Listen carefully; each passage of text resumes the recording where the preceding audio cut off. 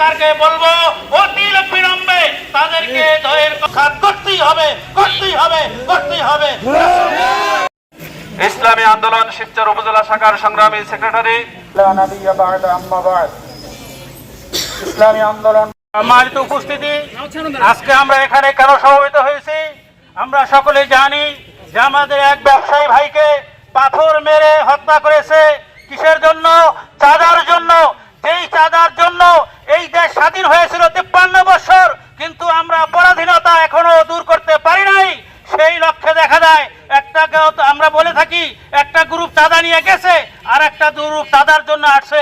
বাংলাদেশ সময় আসছে এখন এই চাঁদাবাজকে, এই বাংলাদেশকে উৎখাত করতে হবে।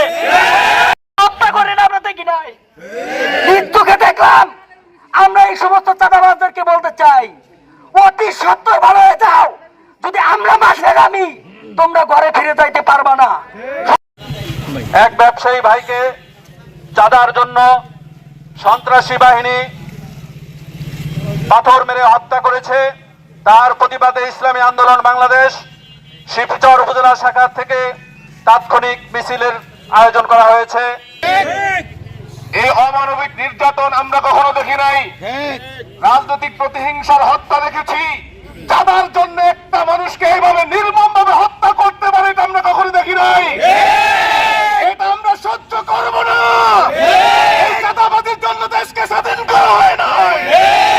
আমরা কণ্ঠে বলতে চাই চাঁদাবাজি বন্ধ হবে, না হয় দেশের চাঁদাবাজ থাকবে, না হয় আমরা থাকবো।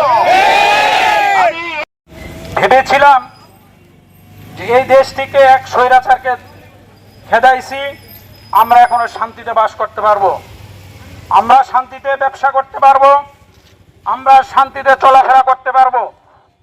কিন্তু কি দেখলাম, কিছুদিন আগে আমাদের এক ভাইকে উলঙ্গ করে বেঁধে রেখে তার স্ত্রীকে ধর্ষণ করেছে। আমরা কি দেখলাম, লালবাগে এক ব্যবসায়ী ভাইকে চাঁদা না দেওয়ার অপরাধে তাকে পাথর মেরে নির্মমভাবে হত্যা করেছে। বন্ধুগণ, আমরা এটা দেখার জন্য 5ই আগস্ট এই দেশে আসে নাই। আমরা তাদেরকে হুঁশিয়ার করে বলতে চাই, আপনারা যদি আরেকটা